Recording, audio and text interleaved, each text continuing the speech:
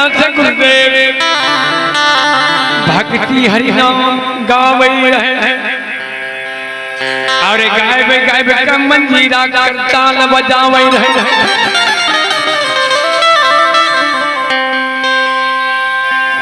निशी भगरात करनिया धार्मिक के गहवर मंजीरा करता राम नाम के उच्चारण करे रहे। ये कि हुनकर नारी गुरुदेव के भक्ति करना ही देखल गया कि गौना करा के आइले रहे।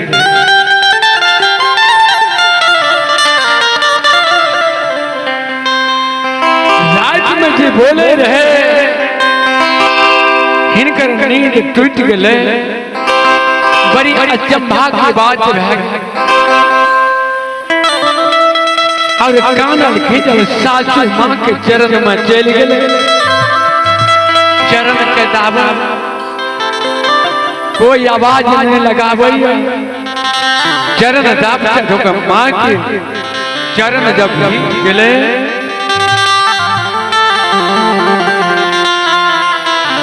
गुरुदेव के धर्मपत्नी माँ 80 वर्ष के एक अनुमान करके गुरुदेव गेल 12 का जोड़ लियो 80 12 92 बह गए। वही समय में मंजीरा करताल बाजे हे सकल समाज मैया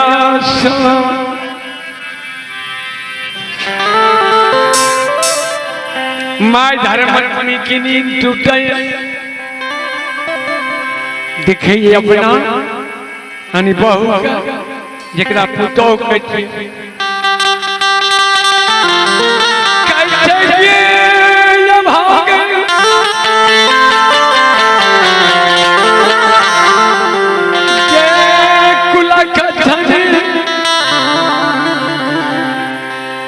एक तोरा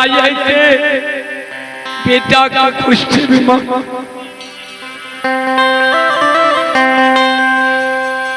कहने नहीं रहा मैं तो तब कह रहा कि ससुराल बेटा का कुष्ठ बीमारी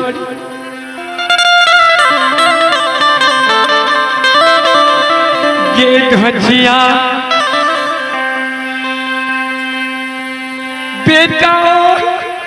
कोरिया 12 वर्ष के अंदर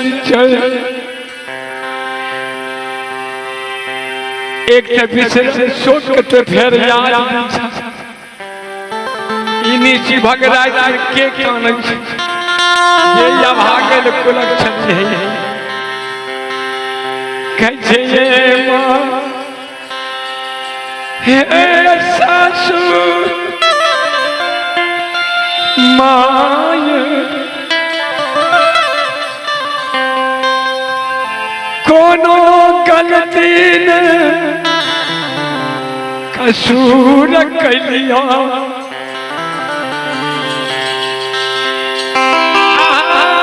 चल के देखू बेटा हाथ के मंजीरा करता गहवर घर घर काल कर गहना लेके आवा मंजीरा के बोल दोनों सास पुतो और लौटिए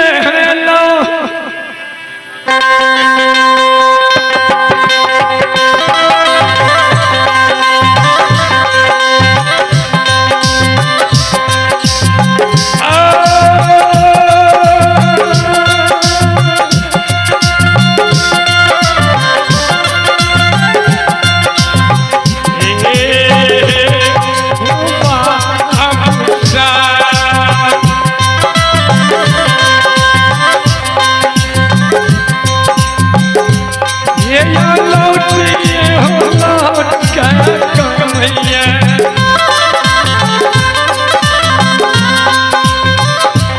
हे रामा तुम्हारे आशीष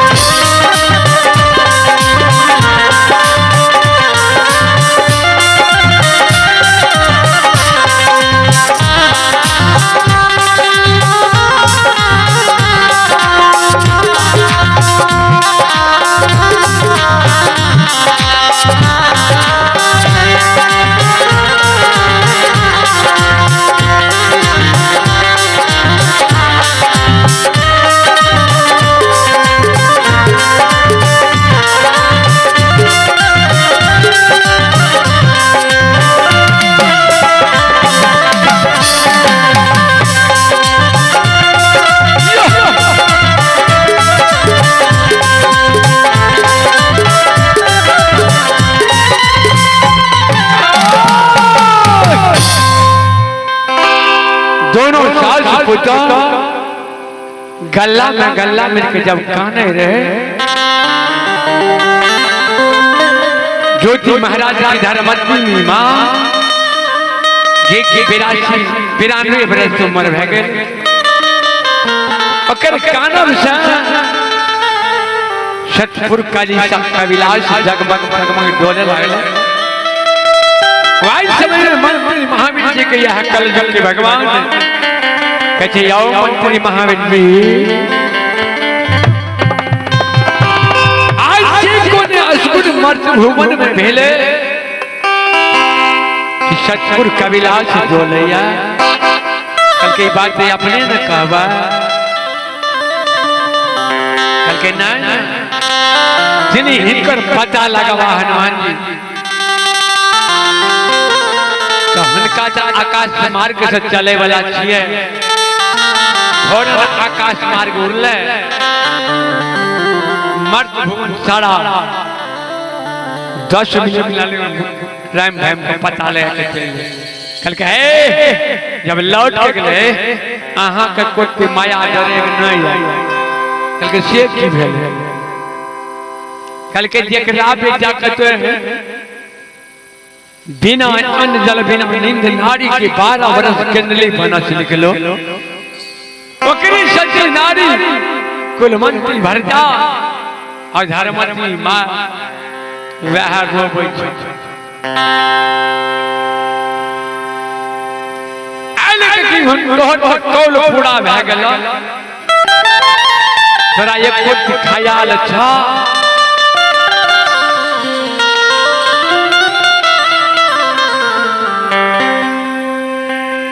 बल्कि सतगुण की पोथी देखो था उल्टा देख के समय में लिखने रहे देखलक हे हो महावीर जी दुइये रोज कमी से बड़ा अनर्थ भए जेतै जल्दी करो जल्दी ब्रह्मा विष्णु महेश के सबके खबर दो और जल्दी 14 कोट देवता जान आवे हो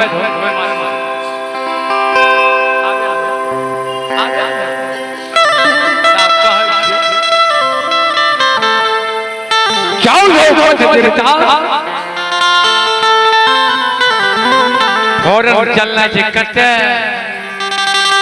केंद्रीय वन जंगल देखबै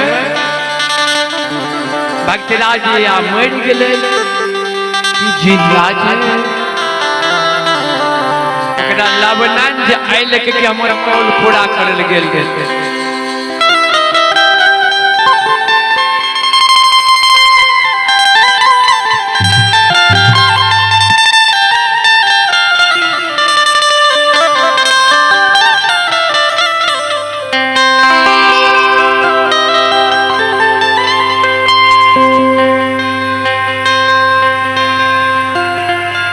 कहते यो महामंत्री जी कल के बोलो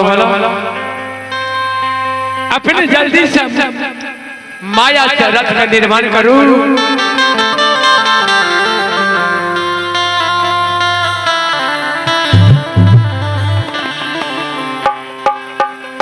अरे 14 देवता वह रथ पर बैठे और केंद्रीय बन के जइबे बिना है दिन ना लागबे अब मेरे चोला जो बदल भए गेल वह केंद्रीय में उनका निर्माण करबे जल्दी कर जल्दी ए रमहिया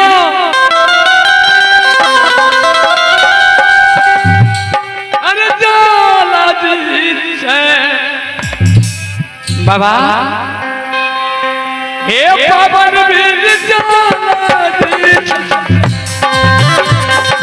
जानियो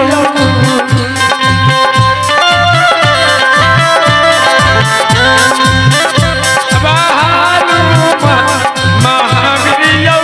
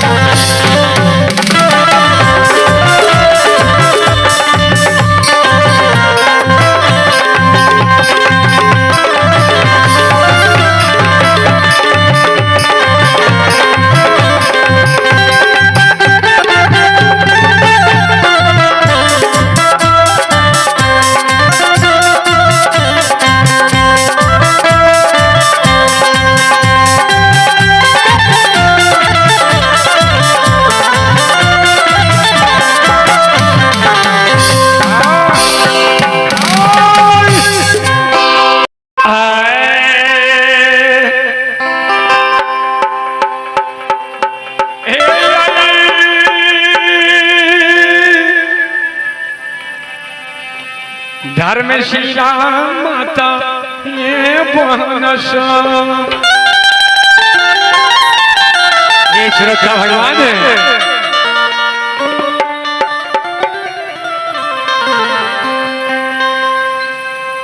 धर्मराज बाबा जबकि पता लगा के नगर में गुरुदेव के धर्मपत्नी माँ और उनकर सती नारी जकरा की गौना करा के उनकर कानम से सतपुर कविलास डोले। वही समय में सतपुर कविलास में धर्मराज बाबा 14 देवता का बजेल के और विचार विमर्श वही भेले। 12 वर्ष में दुइये रोज कमी रहे। सब देवता ब्रह्मा विष्णु महेश सबसे विचार करके कल के सब आदमी का चला जाए कल के कल के जे भक्त राज के 12 वर्ष के केंद्री भेज रही है कौल पूरा कर चल के जिंदा है कि या मृत्यु है नहीं तो अपन वचन के निमाह करके अजी नहीं जाए संसार में जगत की देवी देवता सबके संग अस्वस्थ भाई देता है।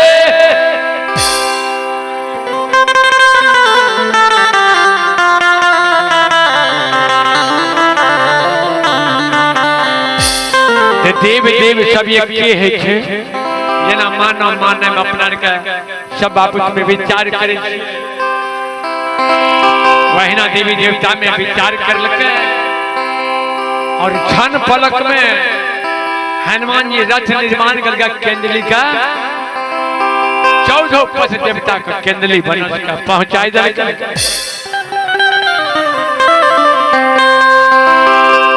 केंद्रली पन में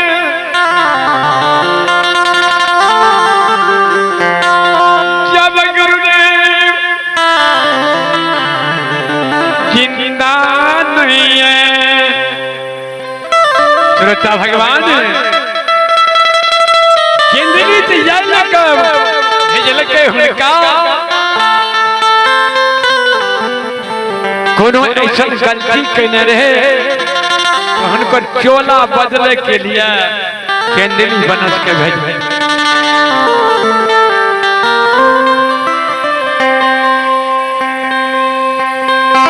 गुरुदेव के कोई कष्ट न रहे पर चोला के बदले के लिए केंद्री बन के भेजल गल 14 देवता में वहां केंद्री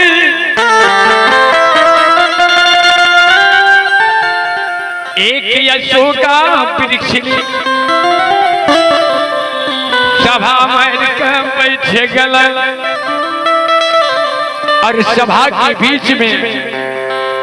पूछे हे शंकर हे ब्रह्मा हे ये नारद अरे अपना अपना जोग सास देखियो कि न भक्तराज जिंदा थे या हुनकर मृत्यु भय गए लेकिन कोई बात के नहीं गछ करके सरकार अपने जोत से देखियो जिंदा थे किया मर अंत में धर्मराज बाबा हनुमान जी के कहते पवन में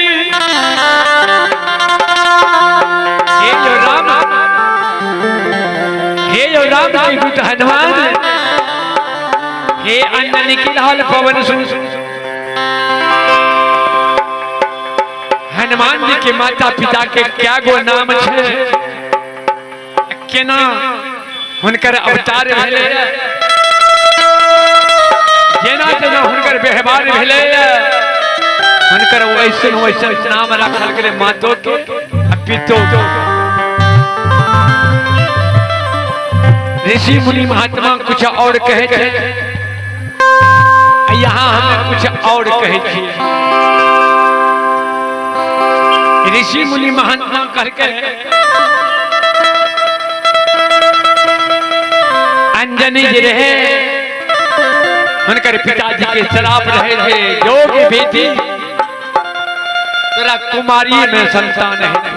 जाके मन में भवन बनाकर थोड़ा सा छेद सांस के लाग रख कल न पुरुष हमरा भेंट हेते न कुमारी में संतान है अच्छा यहो बात दर्शा जेते केना पैदा भेले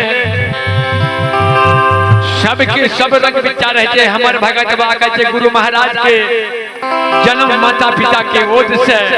कोई पनियार के जगरा बोन सब पाए के लाभ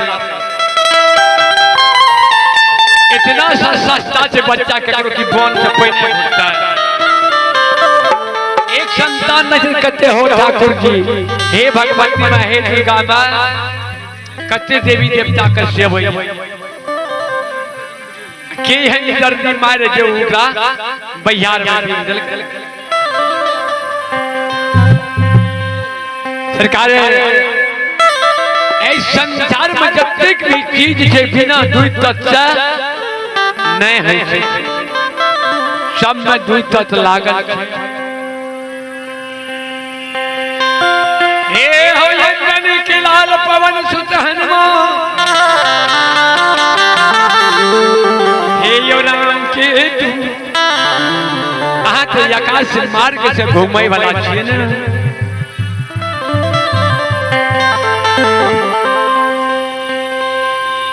हे पवन वीर